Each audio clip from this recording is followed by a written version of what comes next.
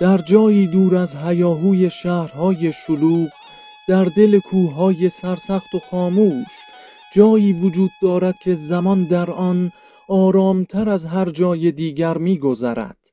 جایی که قرمزی خاک و سکوت سنگها قصه هایی هزاران ساله در دل دارند.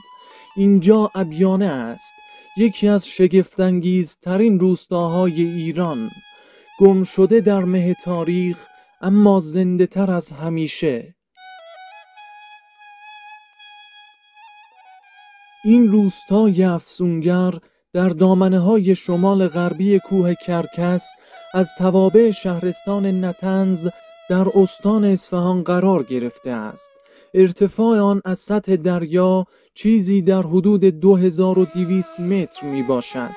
همین بلندی، همین سکوت کوهستان به ابیانه شکوهی خالص و رازآلود بخشیده. روستایی که در دل طبیعتی بی ادعا خود را با کوه و خاک و آفتاب پیوند زده و تا امروز همچون نگینی سرخ در دل ایران زمین می درخشد. اگر نقشه جغرافیا را دنبال کنیم خواهیم دید که ابیانه در راه کاشان به نطنز قرار دارد، نه چندان دور از جاده هایی که مدرنیته را به روستاها رساندند، اما ابیانه انگار به عمد از این مسیرها فاصله گرفته تا همچنان اصالتش را حفظ کند. اینجا هنوز بوی نان تنوری در کوچه ها می پیچد. صدای پای اسب روی سنگ فرش های قدیمی شنیده می شود و وقتی نسیم از کوه پایین می خزد غبار 1000 ساله تاریخ را در هوا می پراکند.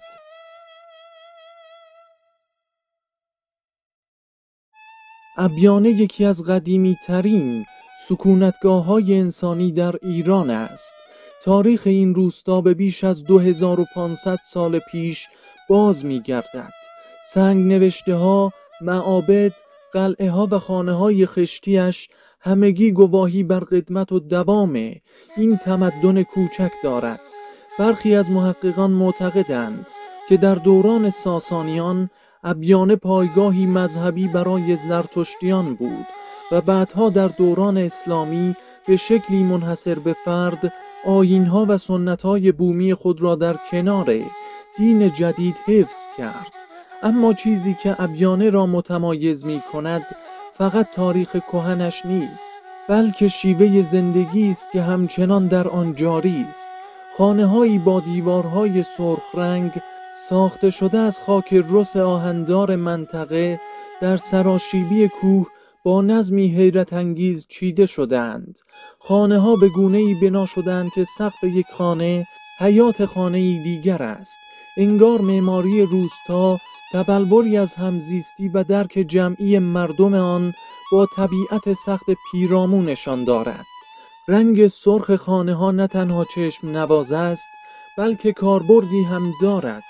خاک آهن‌دار با دوام بالا در برابر رطوبت کمک می کند خانه ها سالها بدون تعمیر باقی بمانند. این رنگ خاص در میان تمام روستاهای ایران امضای ابیانه است. وقتی از دور به روستا می نگری گویی در دل کوهستان تکه‌ای از غروب فرو افتاده است.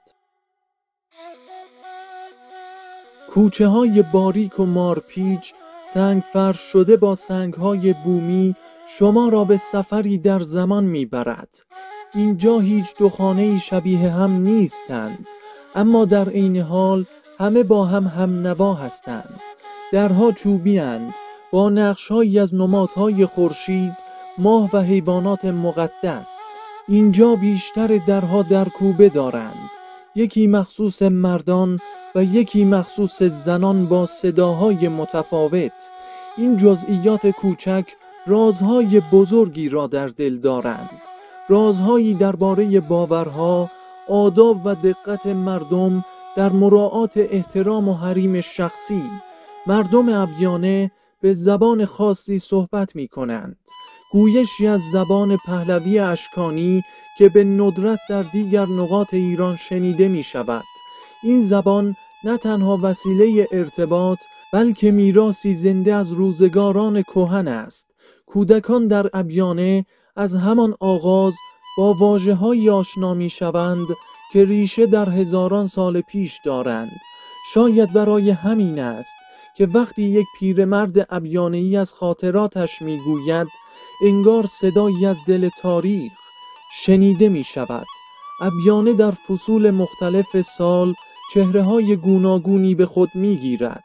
در بهار شکوفه‌های درختان سیب و بادام کوچه‌ها را پر از عطر و زندگی می‌کنند. در تابستان هوای خنک کوهستانیش پناهی است برای فراریان از گرمای دشت. پاییز فصل رنگ هاست، وقتی برگ‌های زرین درختان در باد می‌رقصند و روی سقف‌های گلی می‌نشینند، گویی طبیعت هم در برابر زیبایی ابیانه تعظیم می‌کند. اما زمستان افسانه‌وار است.